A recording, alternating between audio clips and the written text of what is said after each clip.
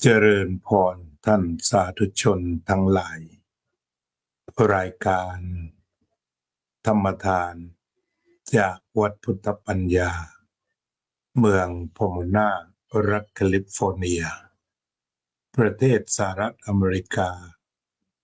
มาพบกับท่านผู้ฟังท่านผู้ชมอีกวาระหนึ่งรายการธรรมทานจากวัดพุทธปัญญาวันนี้ที่15มิถุนายนพุทธศักราช2568มีเรื่องบุญกุศลที่จะพึงกระทำกันที่วัดพุทธปัญญาในวันนี้ก็คือเรื่องของการจัดการบรรพชาอุปสมบทนาค2นาคนาคที่หนึ่งคือธีรรัตน์พัวตระกูลนาคที่สองสาธุชนเกตชาติแต่การที่ได้บวชลูกหลานของวัดพุทธปัญญาทุกคนจะเป็นญาติโดยสายโลหิตคือพี่น้องที่เป็นญาติสนิทกันโดยวงตระกูลโดยนามสกุลก็มีความปรับปลื้มปีติปราโมทย์ญาติส่วนมากก็เป็นญาติโดยธรรมก็ปีติปราโมทย์เช่นกันนาคทั้งสองที่จะบวชในวันนี้แต่ละคนก็มีความใกล้ชิดในทางพระพุทธศาสนาใกล้ชิดวัดพุทธปัญญาเป็นที่สุดนาคแรกที่ชื่อว่าน้องนิลคือทั้งคู่ชื่อน้องนิลทั้งคู่นิลซีเนียร์นิลจูเนียร์ชื่อมาตรงกันเป๊ะสำหรับธีรรัตน์พัวตระกูลนั้นก็เป็นลูกชายของคุณแม่รัตนาคุณพ่อธีรศักดิ์อาตมาภาพก็ถือว่าเป็นญาติพี่น้องกับคุณรัตนาโดยตรงเคยเรียนโรงเรียนบ้านเขาแงนด้วยกันเป็นพี่น้องกันนับญาติกันใกล้ชิดกันบ้านอยู่ห่างประมาณสัก2 กิโลเมตรเมื่ออาตมาบวชเป็นสามเณรก็ชอบมาคุยกับคุณพ่อคือโยมประภาสคุณแม่โยมนุ้ยทำบุญตักบาตรกันมามีความใกล้ชิดสนิทสนมจนกระทั่งคุณรัตนาก็ได้แต่งงานกับคุณธีรศักดิ์เดินทางมาอยู่สหรัฐอเมริกาหลายปีก็ตามภาษาคนไม่เคยมาอาตมาก็มาครั้งแรกปี1995โดยทาง Sonoma State University นิมนต์มาสอน Buddhism in Thailand ทางบ้านทั้งโยมนุ้ยโยมประภาสก็คือสนิทกันแหละถ้าพูดอายุมากกว่าอาตมาเยอะแต่เรียกแบบสนิทพี่น้องเรียกว่าสาวนุ้ยบ่าวพาดเรียกภาษาใต้อย่างนั้นคือนับพี่น้องกันมายังไงเขาสอนให้เรียกแบบนั้นหมายความว่าพันกันมาแต่ปู่ย่าตายายนั่นแหละก็สั่งว่าลองเยี่ยมน้องหน่อยเขาไปอยู่อเมริกาเหมือนกันแต่อาตมาก็มาพักอยู่ที่ซันตาโรซาแล้วก็ติดต่อประสานงานได้เบอร์โทรสายสมัยนั้นก็โทรมาติดก็ดีใจก็บอกว่าก็คิดถึงอยู่เหมือนกันพอดีช่วงนั้นอาตมาออกทวายไลฟ์โชว์แล้วก็มี ไอ้วิดีโอเป็นม้วนๆน่ะที่เขาให้เช่าเขาก็ไปเช่าวิดีโอก็ไปเจอกันต่อจากนั้นตมาเสร็จภารกิจที่ซันตาโรซาโซโนมาสเตทก็มาเยี่ยมกันถ้ามาเยี่ยมกันตอนนั้นก็ธีรรัตน์ที่จะบวชวันนี้น้องนิวเนี่ยยังเล็กสัก3 หรือ 4 ขวบประมาณนั้นก็เรียกว่าน่ารักดีก็ยังจำได้คุณรัตนาก็ดีใจที่พี่น้องมาเยี่ยมแล้วก็พูดปรารภกันว่านี่ถ้าพี่หลวงมาอยู่แถวนี้คงจะดีหลานจะได้มีหลวงลุง พูดอย่างนั้นถ้าพี่หลวงมาอยู่แถวนี้ได้ก็น่าจะดีซึ่งตอนนั้นก็ไม่ได้คิดไม่ได้ฝันอะไรว่าจะได้มาอยู่อเมริกาเพราะว่าอยู่วัดอุโมงค์อยู่วัดเจดีย์หลวงอยู่วัดเจดีย์หลวงที่อำเภอขนอมนั่นแหละขึ้นลงวัดเจดีย์หลวงกับวัดอุโมงค์ แต่ก็เป็นการปรารภที่เป็นสัญญาณดีอยู่เหมือนกันก็บอกว่าอยากจะให้หลวงลุงมาอยู่แถวนี้หลานจะได้มีลุง ก็คือบอกว่าญาติพี่น้องเนี่ยไม่มีก็มาอยู่กันหลายปีมีหลานแล้วแล้วก็ต่อจากนั้นพอปี2002อาตมาก็มีโอกาสได้เดินทางมาสหรัฐอเมริกาเดินทางมาอังกฤษกับหลวงพ่อปัญญานันทะแล้วก็เลยเข้ามาที่วัดพุทธปัญญาโดยหลวงพ่อบอกว่าให้มาช่วยดูแลหน่อย แล้วก็ได้มาตั้งแต่บัดนั้นก็เลยคุยกับคุณธีรศักดิ์ว่าในแรงอธิษฐานของคุณรัตนาในแรงทำเอาจนพี่หลวงได้มาอยู่ที่นี่ก็คุณธีรศักดิ์คุณรัตนาก็ไม่เคยทิ้งวัดแต่คุณธีรศักดิ์นั้นช่วยงานทุกอย่างแต่ตอนนั้นอาตมาอยู่รูปเดียวด้านการตัดต้นไม้การตัดหญ้าพวกนี้ก็ไม่ถนัดคุณธีรศักดิ์จะมาทำเป็นประจำนำรถตัดหญ้าบรรทุกรถมาอะไรมานอกจากนี้ก็เป็นเจ้าภาพวันจันทร์ไม่เคยขาด20 กว่าปีแล้วก็มีเวลาก็พาหลานมาเที่ยววัดในช่วงที่สร้างวัดสร้างศาลาหลังใหญ่ที่ใช้เป็นอุโบสถนี้น้องนิวก็เคยช่วยแบกไม้ตอนนั้นสักป.3 ป.4 มาวัดกับพ่อแล้วก็ช่วยยกโดนจับหนีจับได้แล้วก็บอกว่าสร้างโบสถ์ไว้โตจะได้บวช แล้วก็มีวันนี้คือวันที่น้องจะได้มาบวชในโบสถ์ที่น้องได้สร้างขึ้นมาเองด้วยมืออันนี้ความเป็นมาของวัดในอเมริกาแล้วก็ลูกหลานไทยที่มาเติบโตที่นี่คนไทยที่มาทำมาหากินที่นี่ต้องการที่พึ่งทางใจต้องการศูนย์รวมทางสังคมได้ทำบุญได้สนับสนุนโดยปกติงั้นบุคคลเหล่านี้ก็อยู่กับวัดมา20 กว่าปีอาตมาก็มาอยู่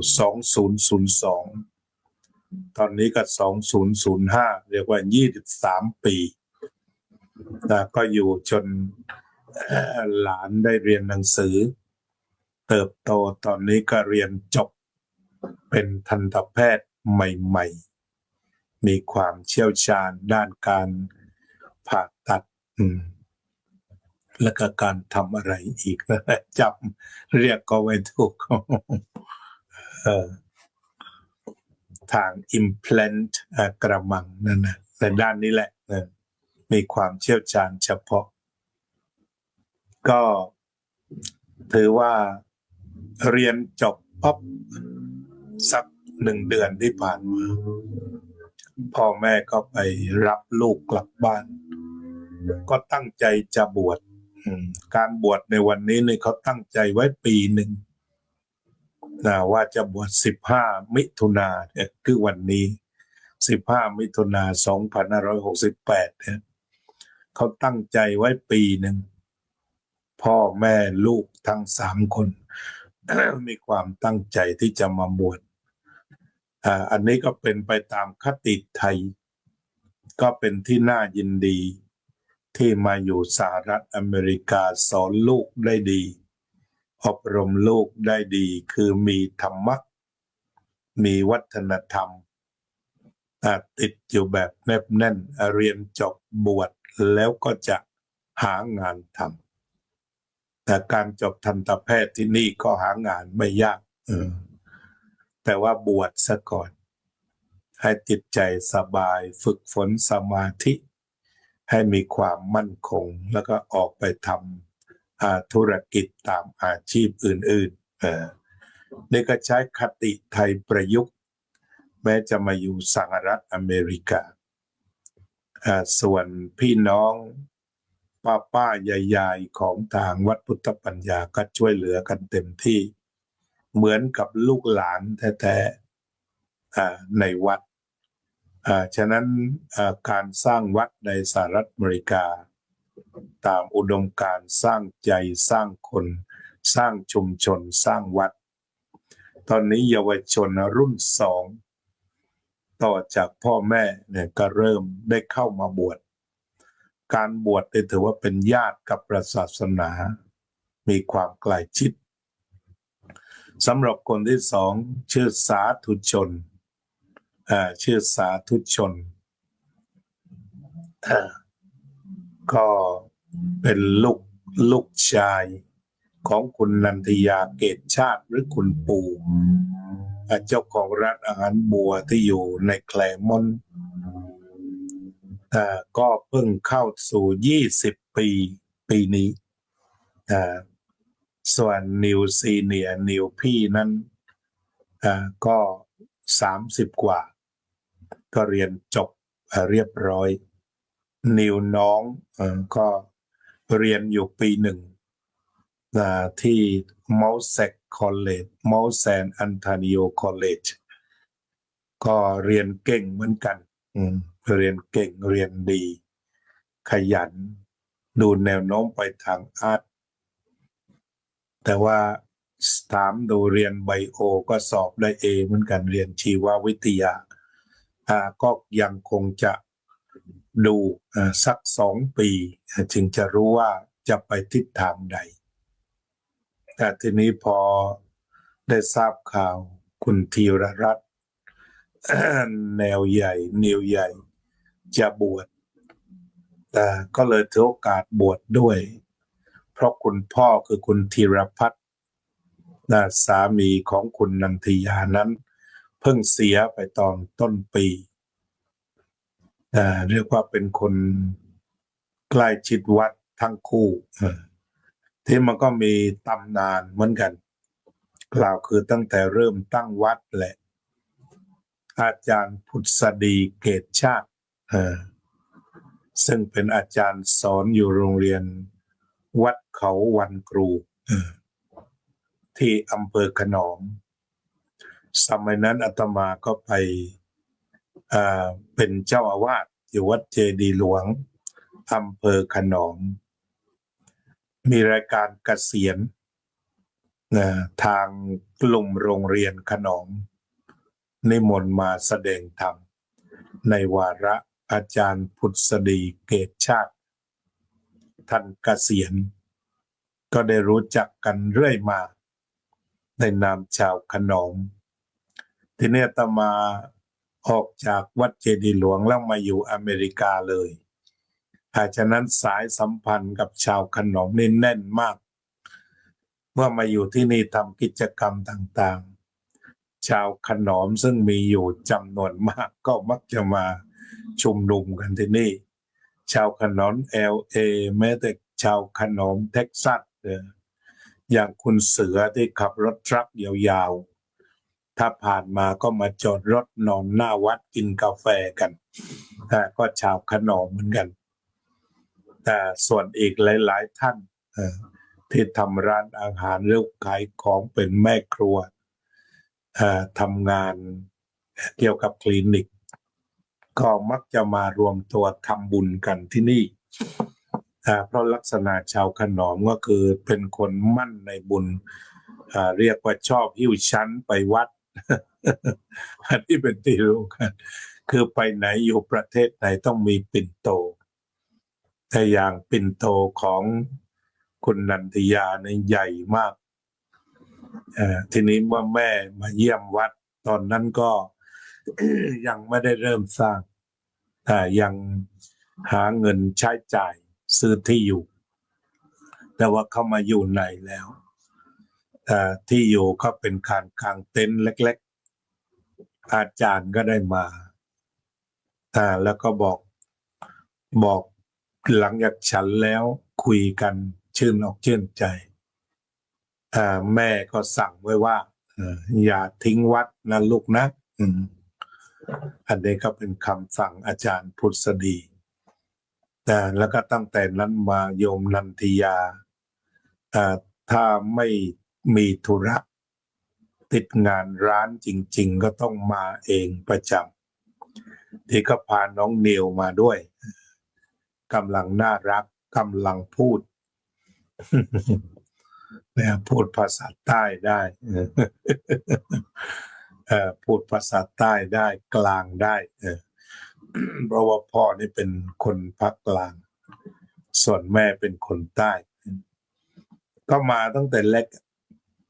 มาไม่ขาดว่างก็มากันทั้งสองนิวนี่แหละน้องนิวใหญ่กลับจากคอลเลจจากมหาลัยไปเรียนยูทาห์ก็จะมาวัดก่อนในวันที่รับปริญญาก็เป็นนักเรียนเกียรตินิยมระดับแนวหน้าเขาให้ขึ้นพูดสปีชก็เลยแสดงการไหว้แบบไทย ก็ทำได้สวยมาปรึกษาถึงความหมายต่างๆก็เรียกว่าแม้รับปริญญาก็ไม่ลืมวัดไม่ลืมธรรมะไม่ลืมศาสนาหลังจากนั้นก็ไปเรียนผู้เชี่ยวชาญที่วิสคอนซินนะครับเพิ่งจะกลับมาเสร็จก็มาบวชส่วนของน้องนิวเล็กนั้นเรียกว่าตั้งใจสูงสุดสอบเสร็จเมื่อวานแต่ว่าก็อ่านหนังสือมาก็มาทันทีก็ฝึกนาคกันในอีกครั้งหนึ่งเมื่อวานนี้ก็ชื่นมื่นกันตั้งแต่ฝึกทั้งพี่ทั้งน้องก็จะได้บวชปฏิบัติธรรมด้วยกัน15 วันแต่บางคนถามว่า15 วันไม่น้อยไปหรือไม่น้อยเลยถ้ามันเป็น15 วันของการเรียนรู้เราก็มีท่านดร.พระนรงค์ท่านดร.พระมหานรินทร์ซึ่งถือว่าเป็นแม่บ้านหลักของวัดพุทธปัญญาก็ทำหน้าที่ตั้งแต่เป็นเทรนเนอร์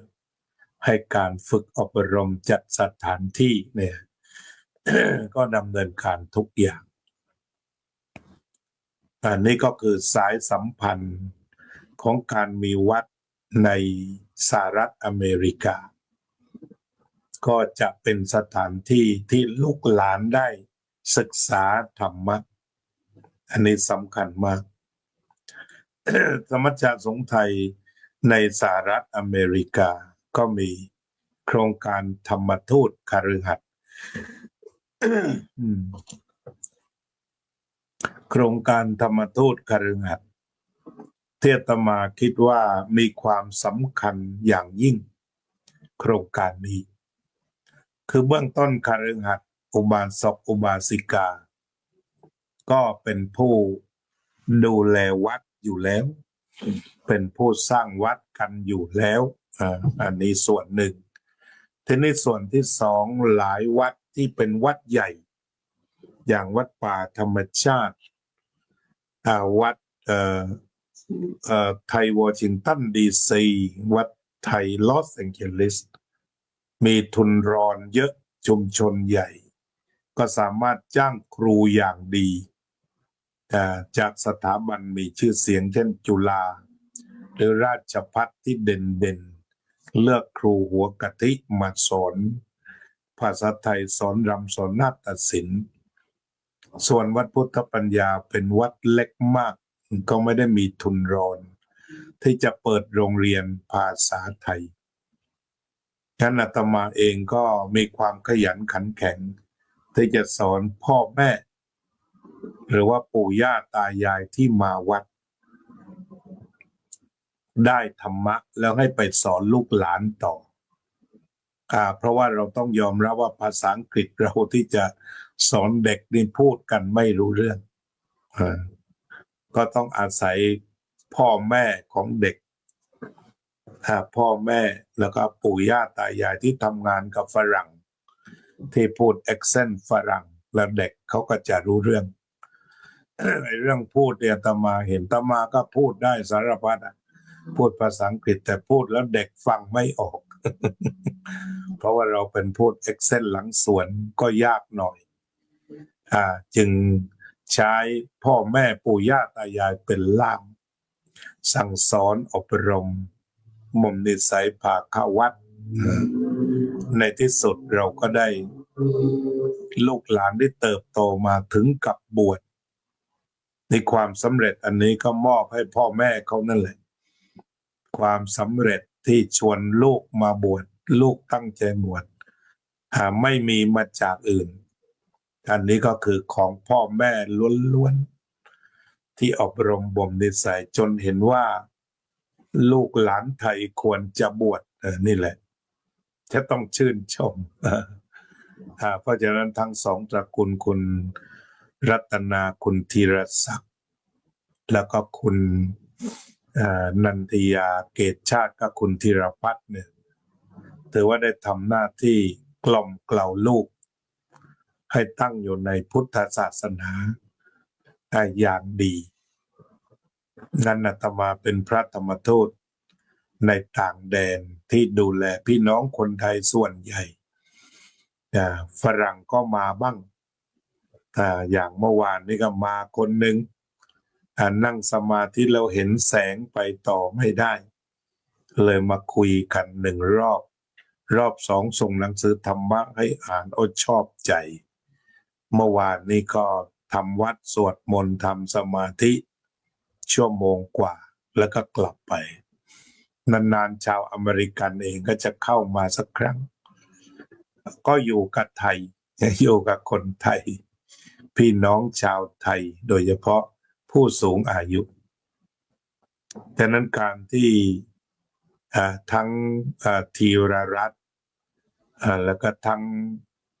สาธุชนเป็นลูกชายทั้งสองคนได้ก้าวเข้ามาสู่การบวชก็ถือว่าเป็นการเติมเต็มเป็นการต่อมือเชื่อมโยงจากเด็กรุ่นใหม่ของอเมริกันไทยอเมริกันสัมผัสไปกับคนรุ่นเก่าอย่างไม่ทิ้งกันไม่ทิ้งของเก่าไม่เมาของใหม่หัวใจพัฒนานี่หลวงพ่อจันทร์ท่านบอกเอาไว้ฉะนั้นนี่คือลักษณะของการต่อมือในการสืบทอดศาสนาแล้วก็มองไปยังโบดิเนี่ยอายุ3 ขวบหลานโยมกัลยาว่องทิพย์คงคาตอนนี้2 ขวบกว่าก็สนิทสนมกับพระแทบทุกรูปมาฝึกแจกน้ำแจกท่าเก็บใบไม้เก็บขยะได้ด้วยมีกิจกรรม นี่ก็ความใกล้ชิดการถ่ายเทวัฒนธรรมก็แบบนี้แหละงั้นวัดเนี่ยเป็นศูนย์วัฒนธรรมแท้ๆหมายถึงการกินการอยู่การรับประทานการนุ่งห่มการปฏิบัติธรรมการปฏิบัติศาสนธรรมศาสนาพิธีในวาระต่างๆก็เกิดมาจากวัดเรามี130 วัดตอนนี้ 130 วัดกระจายไปทั่วสหรัฐอเมริกาเมื่อวานนี้เลขาธิการสมัชชาสงฆ์ไทยในสหรัฐอเมริกามาเยี่ยมก็บอกว่ามี130 วัดก็กระจายตัวไปเพื่อเป็นกำลังใจอยู่กับพี่กับน้องชาวไทยเป็นส่วนใหญ่ก็ไม่ได้มาเพื่อมาเปลี่ยนใจอเมริกันแต่ประการใดหรือเปลี่ยนคริสต์ให้เป็นพุทธแต่ประการใดแต่ถ้าว่ามีคนสนใจก็ยินดีจะให้การอบรมสั่งสอนกับเขาอย่างดีเช่นกันนี่ก็คือเรื่องที่ได้นำมากล่าวความเป็นมาของลูกนาคที่จะบวชวันนี้ไม่ใช่พญานาคนะแต่เป็นลูกนาคทั้งสองได้เวลา 7:45 นาที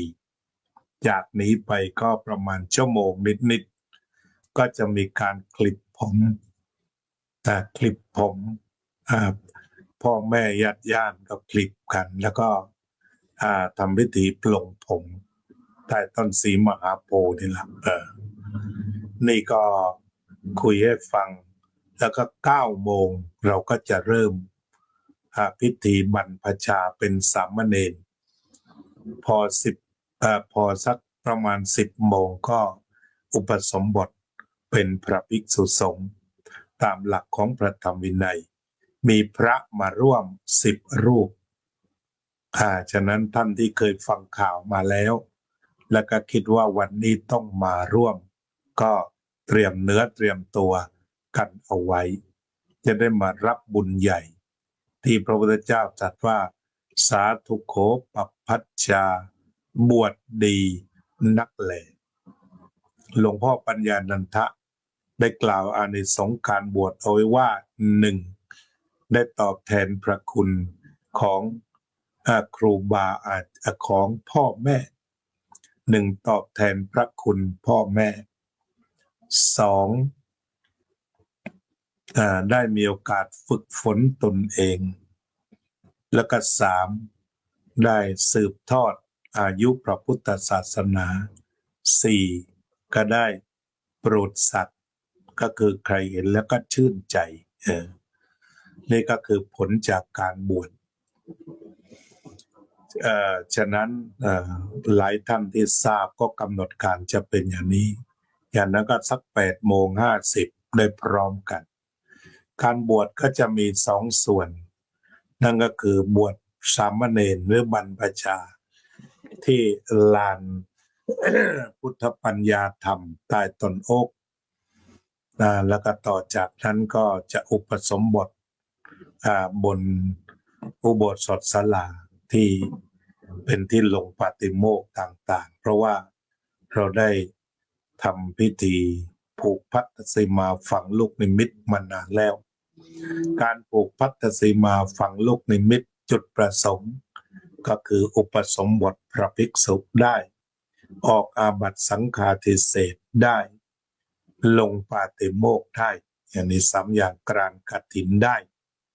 นี่ก็คือจุดประสงค์ที่ถ้าเราไม่ไปเพ่งเล็งถึงตึกถึงศาลาถึงอาคารที่สวยงามแต่ไปเพ่งเล็งไปดูลูกนิมิตเราก็ถือว่าพอเพียงวันนี้ก็ได้สนทนากันถึงความเป็นมาของลูกหลานต่างมีตำนานที่จะเข้ามาบวชในทางศาสนาของทั้ง2 ตระกูลอุบาสกอุบาสิกาที่อุปถัมภ์ค้ำจุนพระพุทธศาสนามาสำหรับคุณนันทิยาครั้งแรกก็ตั้งใจจะนำคุณแม่อาจารย์พุทธดีมาด้วยแต่ว่าเนื่องจากปวดขาอายุมากแล้วก็คงจะถ่ายทอดสดส่งรูปหลานบวชไปให้ดูที่ของคุณธีรรัตน์ก็เช่นเดียวกันที่บ้านเขาแงน อำเภอหลังสวนจังหวัดชุมพรก็ดูถ่ายทอดสดกันในการบวชวันนี้ตอนนี้อาตมาก็คุยกันพอสมควรเนาะ เรื่องของงานบวชวันนี้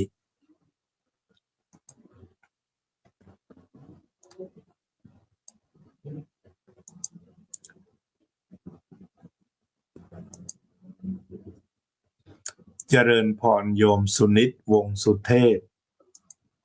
โยมอุบลอินทวงศ์โยมกัลยาว่องทิพย์คงคา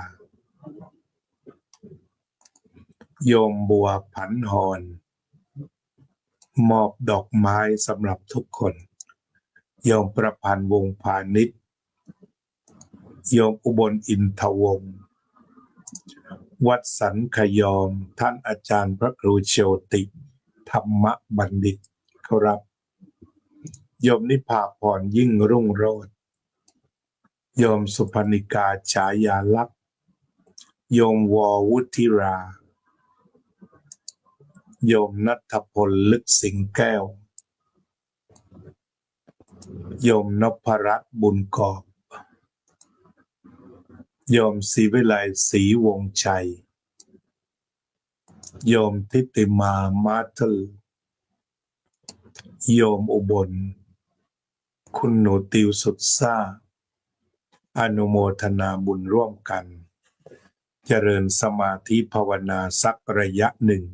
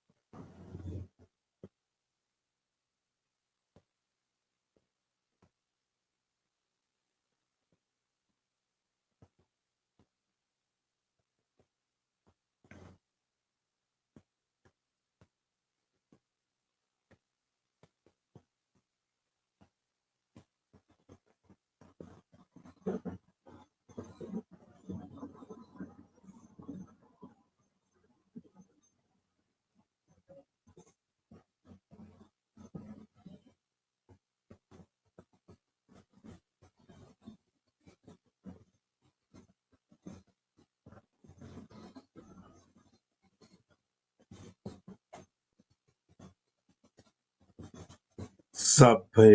สัตตาสัตว์ทั้งหลายที่เป็นเพื่อนทุกข์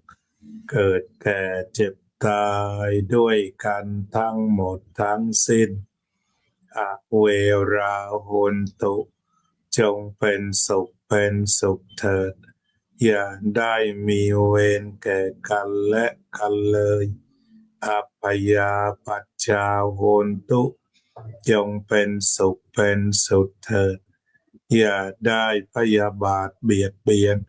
ซึ่งกันและกันเลยอนิคาโหนตุจงเป็นสุขเถิดอย่าได้มีความทุกข์กายทุกข์ใจเลยสุขีอัตตานังปริหารันตุจงมีความสุขกายสุขใจรักษาตนให้พ้นจากทุกภัยทั้งสิ้นเถิดอภิวาทนาสีลิสะนิจจังวุธาปจายโนจัตตารโอธรรมาวัฏันติอายุ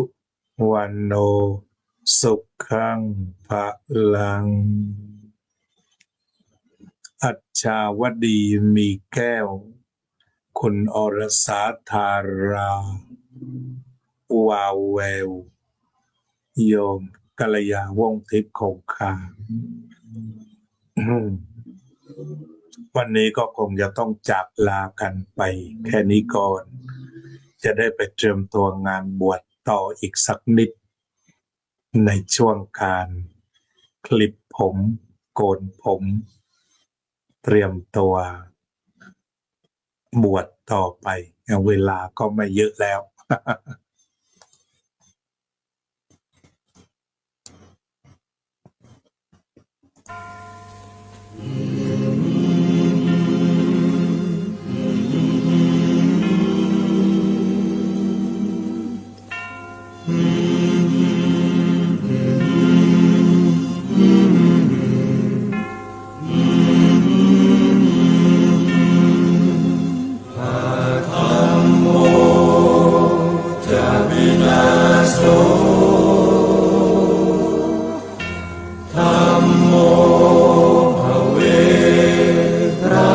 ติธรรมจาริพระพุทธองค์ท่านทรงตรัสรู้ท่านทรงตรัสรู้เป็นสัพพัญญูตรัสสอนความจริงตรัสสอนความจริงว่าธรรมะย่อมชนะทุกสิ่งเป็นที่พึงพิงแก่ผู้ประพฤติชอบธรรมอาธัมโมจะวินาโส